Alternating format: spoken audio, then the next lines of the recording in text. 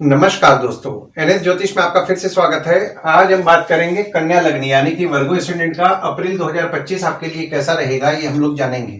अगर आपने कन्या लग्न में गुरुदेव का जो गोचर हो रहा है तो उसका प्रभाव आपके जीवन पर क्या पड़ेगा, ये वीडियो नहीं देखा है तो ऊपर दिए हुए आई बटन पर क्लिक करें।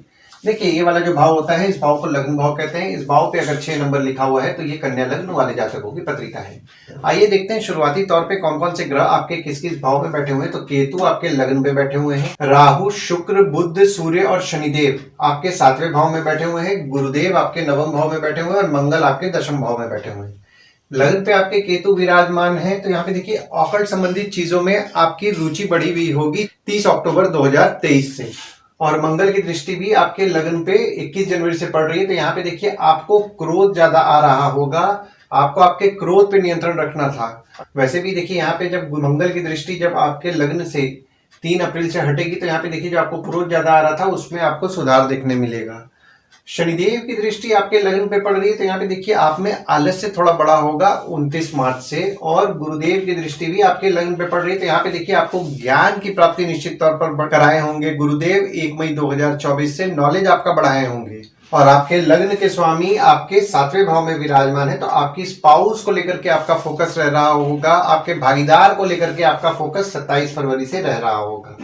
दूसरे भाव में आपके कोई ग्रह नहीं है, पर यहाँ पे देखिए, मंगल की दृष्टि आपके दूसरे भाव में 3 अप्रैल से पड़ रही है और आपके दूसरे भाव के स्वामी आपके 7वें भाव में विराजमान है। देखिए, दूसरा भाव जो होता है वो होता है आपके वाणी कुटुंब कोष का होता है। दूसरे भाव में आपके मंगल की दृष्टि 3 अप्रैल से पड़ने लगेगी। तो यहाँ पे देखिए, आपके परिवार के सदस्य जो है उनको क्रोध ज्यादा आएगा। डिप्लोमेटिकली अगर आप चीजों का हैंडल कर रहे हैं तो निश्चित तौर पर आपको ज्यादा अच्छा रिजल्ट देखने मिलेगा। और आपको आपके वाणी पे कंट्रोल रखना है, कटु वाणी बोलने से बचना है। और आपके दूसरे भाव के स्वामी आपके 7वें भाव में विराजमान है 28 जनवरी से। तो 28 जनवरी से अगर आप सेविंग्स करने का प्रयास कर रहे हैं तो देखिए, यहाँ पे आपकी स्पाउस द्वारा अगर आप सेविंग्स करेंगे ना तो आपको निश्चित तौर पर अच्छा रिजल्ट देखने मिलेगा। भागीदारी में काम कर रहे हैं, भागीदार द्वारा आपको कुछ काम ऐसा मिलेगा जिससे कि आपका सेविंग्स निश्चित तौर पर होगा। तीसरे भाव में आपके कोई ग्रह नहीं है, पर यहाँ पे देखिए, गुरुदेव की दृष्टि आपके तीसरे भाव में पड़ रही है और आपके तीसरे भाव के स्वामी आपके 10वें भाव में विराजमान है। देखिए, तीसरा भाव जो होता है वो होता है आपके स्वयं के पराक्रम, धैर्य, छोटे भाई बहन, पड़ोसी, डेली के प्रवास का होता है। गुरुदेव की दृष्टि आपके तीसरे भाव में 1 मई 2024 से पड़ रही है। तो यहाँ पे देखिए, आपका डेली का प्रवास, जिसको कि डेली का ट्रैवलिंग बोलते हैं, वो कुछ आपने नोटिस किया होगा कि बढ़ा हुआ है। हालांकि यहाँ पे आपके छोटे भाई बहन हो गए या फिर आपके पड़ोसी हो गए, उनके साथ आपके संबंध में आपको मजबूती भी देखने मिल रहा है। और आपके तीसरे भाव के स्वामी आपके 10वें भाव में विराजमान है और वक्री भी है 21 जनवरी से 2 अप्रैल तक। तो काम के लिए, जैसा कि मैंने आपको पहले के वीडियोस में भी अपने बताया है कि अगर आपको कोई भाग दौड़ करने मिल रहा है तो भाग दौड़ निश्चित तौर पर कीजिए, वो आपके लिए लाभदायक साबित होगा। और जब आपके तीसरे भाव के स्वामी आपके 11वें भाव में 3 अप्रैल से विराजमान होंगे तो जो आप काम के लिए जो भाग दौड़ कर रहे हैं उसको कंटिन्यूटी रखिएगा, क्योंकि यहाँ पे देखिए, काम के लिए जो आप भाग दौड़ करेंगे उससे आपके लाभ के योग 3 अप्रैल से बन रहे हैं। अगर आपके छोटे भाई बहन कमाने वाले हैं तो उनसे लाभ के योग बन रहे हैं। चौथे भाव में आपके कोई ग्रह नहीं है, पर यहाँ पे देखिए, मंगल की दृष्टि 2 अप्रैल तक पड़ेगी और शनिदेव की दृष्टि पड़ रही है और आपके चौथे भाव के स्वामी आपके 9वें भाव में विराजमान है। देखिए, चौथा भाव जो होता है वो होता है आपके सुख, माता, घर, वाहन का होता है। 29 मार्च 2025 से जब शनिदेव की दृष्टि आपके चौथे भाव में पड़ेगी तो यहाँ पे देखिए, सुख में आप थोड़ी बहुत कमी महसूस करेंगे। घर, वाहन, माता को लेकर के थोड़ा बहुत सुख में आप कमी महसूस करने वाले हैं। माता से छोटे मोटे मनमुटाव हो सकते हैं, मनमुटाव से बचिए। खासकर देखिए, यहाँ पे 2 अप्रैल तक ना माता का स्वभाव भी एग्रेसिव रहेगा। 2 अप्रैल के बाद देखिए, स्वभाव में थोड़ा शांत वो हो जाएंगी, पर यहाँ पे मनमुटाव होने की संभावनाएं बन रही है। मनमुटाव से बचे। जो भी लोग घर वाहन से संबंधित काम कर रहे हैं, ट्रांसपोर्ट रियल एस्टेट से संबंधित काम कर रहे हैं, जैसे कि नई पुरानी गाड़ी खरीदना बेचना, car detailing, car accessories, property खरीदवाना बेचवाना, या कोई भी घर वाहन से संबंधित काम कर रहे हैं, यहाँ काम में थोड़ी बहुत दिक्कतों का उनको सामना करना पड़ेगा 29 मार्च से। तो काम में आपको मेहनत बढ़ाना है, ये बात मैं बोल रहा हूँ जो लोग ट्रांसपोर्ट रियल एस्टेट से संबंधित काम कर रहे हैं। 5वें भाव में आपके कोई ग्रह नहीं है, पर यहाँ पे देखिए, मंगल की दृष्टि 21 जनवरी से पड़ रही है और गुरुदेव की दृष्टि भी आपके 5वें भाव में पड़ रही है। देखिए, 5वां भाव जो होता है वो होता है आपके संतति, प्रेम, पढ़ाई, साधना का होता है। मंगल की दृष्टि आपके 5वें भाव में 21 जनवरी से पड़ रही है। तो 21 जनवरी से आपने नोटिस किया होगा कि आपके बच्चे हो गए या फिर अगर आपका किसी के साथ प्रेम संबंध चल रहा है, यानी कि आपके प्रेमी या प्रेमिका हो गए, वे थोड़ा स्वभाव में एग्रेसिव रह रहे हैं। हालांकि यहाँ पे देखिए 1 मई 2024 से आपके और आपके बच्चे हो गए या फिर अगर आपके प्रेम संबंध किसी के साथ चल रहा है, यानी कि आपके प्रेमी या प्रेमिका हो गए, उनके साथ आपके संबंध में आपको मजबूती देखने मिल रहा है। और आपके 5वें भाव के स्वामी आपके 7वें भाव में विराजमान होकर के केंद्र त्रिकोण राजयोग का निर्माण कर दिए हैं 29 मार्च से। तो 29 मार्च से जो भी लोग प्रेम विवाह से संबंधित अपना बात बढ़ाना चाह रहे हैं उनके लिए तो फेवरेबल समय बन रहा है, और जो स्टूडेंट्स हैं उनके लिए भी यहाँ पे फेवरेबल समय बन रहा है। बस यहाँ पे बस उनको आलस्य नहीं करना है और पढ़ाई में मेहनत करना है। मेहनत कीजिएगा, रिजल्ट आपको मिलेगा, पर आलस्य आप में थोड़ा बहुत रहेगा तो कोशिश कीजिए आलस्य को कंट्रोल करें। 6वें भाव में आपके कोई ग्रह नहीं है, पर यहाँ पे देखिए मंगल की दृष्टि आपके 6वें भाव में 3 अप्रैल से पड़ेगी और आपके 6वें भाव के स्वामी आपके 7वें भाव में विराजमान है। देखिए 6वां भाव जो होता है वो होता है आपके रोग ऋण शत्रु मामा मौसी का होता है। 6वें भाव में आपके मंगल की दृष्टि जब 3 अप्रैल से पड़ेगी ना, तो यहाँ पे आपके शत्रु हो गए, कॉम्पिटिटर हो गए, वे थोड़ा स्वभाव में एग्रेसिव रहेंगे। डिप्लोमेटिकली हैंडल कीजिए। देखिए उन लोग अगर एग्रेसिव स्वभाव के हो भी रहे हैं और विवाद करने का प्रयास कर रहे हैं तो विवाद से बचें।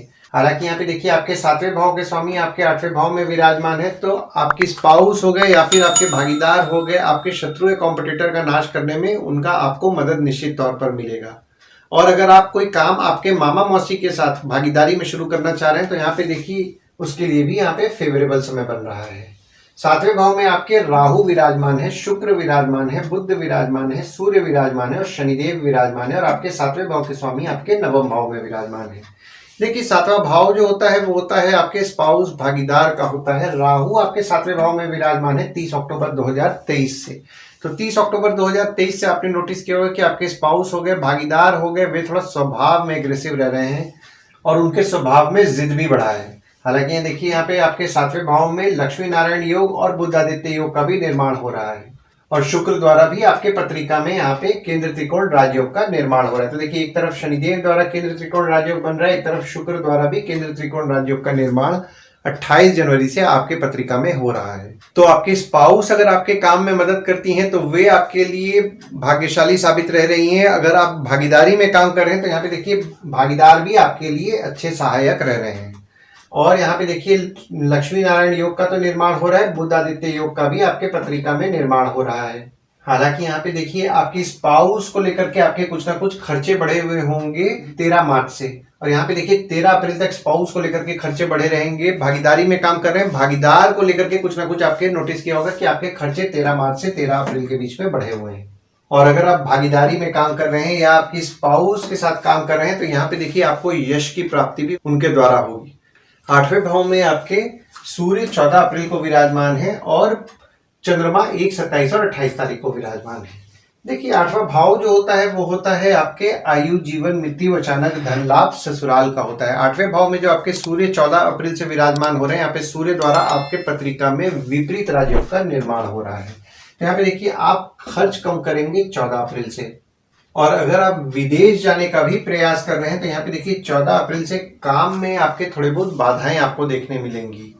हालांकि देखिए यहाँ पे चंद्रमा जब 1, 27 और 28 तारीख को विराजमान हो रहे हैं तो थोड़ा बहुत चिंता, निराशा, भय भी आपको उत्पन्न होगा। देखिए जो भी लोग जमीन से नीचे से संबंधित काम कर रहे हैं ना, उनके लाभ के योग 1, 27 और 28 तारीख को बन रहे हैं। और आपके 8वें भाव के स्वामी आपके 10वें भाव में विराजमान है और वक्री भी हैं 2 अप्रैल तक। तो देखिए 2 अप्रैल तक पिता की स्वास्थ्य का थोड़ी बहुत ध्यान दें, पिता की स्वास्थ्य थोड़ी बहुत बिगड़ सकती है। 9वें भाव में आपके गुरुदेव विराजमान है और शनिदेव की दृष्टि पड़ रही है, और आपके 9वें भाव के स्वामी आपके 7वें भाव में विराजमान है। देखिए 9वां भाव जो होता है वो होता है आपके भाग्य, धर्म, जीजा, साली, साला, छोटे भाई के स्पाउस का होता है। शनिदेव की दृष्टि आपके 9वें भाव में पड़ रही है 29 मार्च से। तो आपने नोटिस किया होगा कि 29 मार्च से जैसा आपका भाग्य पहले साथ दे रहा था, यानी कि 29 मार्च से पहले जो आपका भाग्य साथ दे रहा था वैसा साथ नहीं दे रहा है। थोड़ी बहुत भाग्य में आप कमी महसूस कर रहे हैं, और आपके जीजा हो गए, साली हो गए, साला हो गए या फिर छोटे भाई के स्पाउस हो गए, उनसे मतभेद तो छोटे मोटे हो रहे थे। यहाँ पे मनमुटाव होने की भी संभावनाएं बन रही है, तो मनमुटाव से बचें।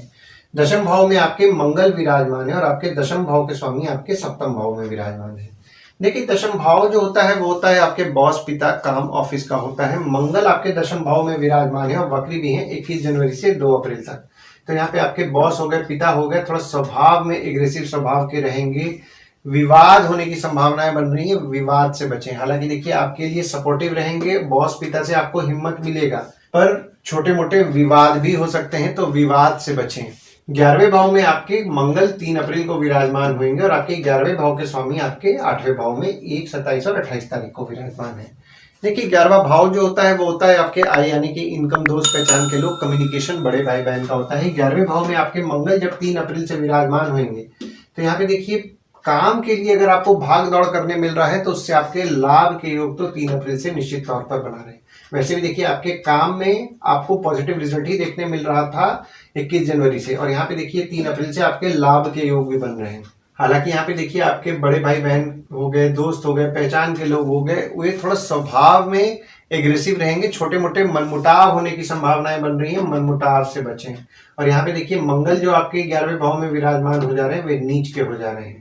और अगर आपका कोई पैसा भी, अगर कोई आप व्यापार कर रहे हैं और अटका हुआ है ना, तो स्वभाव में थोड़ा बहुत एग्रेसिवनेस आपके 3 अप्रैल से बढ़ेगा। डिप्लोमेटिकली चीजों को अगर आप हैंडल कर रहे हैं, समझदारी और बुद्धिमानी से अगर आप इस समय को हैंडल कर रहे हैं तो आपको ज्यादा अच्छा रिजल्ट देखने मिलेगा। तो पैसे के लिए एग्रेसिव नहीं होइएगा, एकदम शांतिपूर्वक पैसा निकलवाइएगा तो ज्यादा अच्छा रहेगा।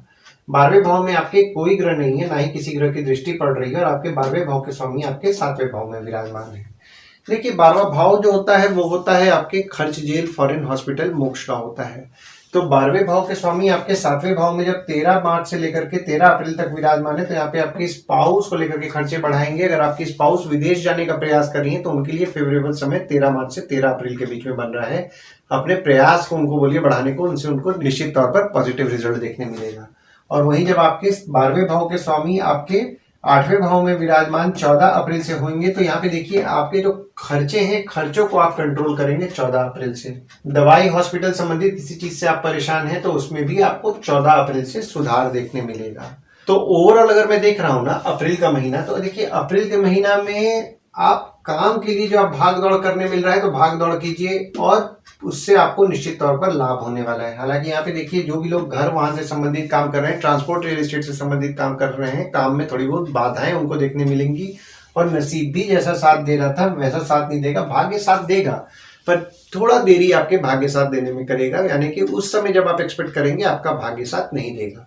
आइए दोस्तों अब हम लोग ये समझने का प्रयास करते हैं कि अप्रैल के महीना में गुड डेट्स, बैड डेट्स और रेमेडीज क्या होंगे आपके लिए। तो गुड डेट्स वो डेट्स हो जाते हैं जिस दिन अगर आप कोई नया काम शुरू करना चाह रहे हैं, कोई कंपनी में आपके एग्रीमेंट हो रहा है, कोई कंपनी में आपकी ज्वाइनिंग हो रहा है, या फिर अगर आप कहीं बाहर जाने का प्लान कर रहे हैं, कोई भी अच्छा काम करना चाह रहे हैं तो इस डेट्स को आप कंसिडर कर सकते हैं। तो डेट्स हो जाते हैं 6 तारीख, 7 तारीख, 16 से 18 तारीख, 21 तारीख और 22 तारीख।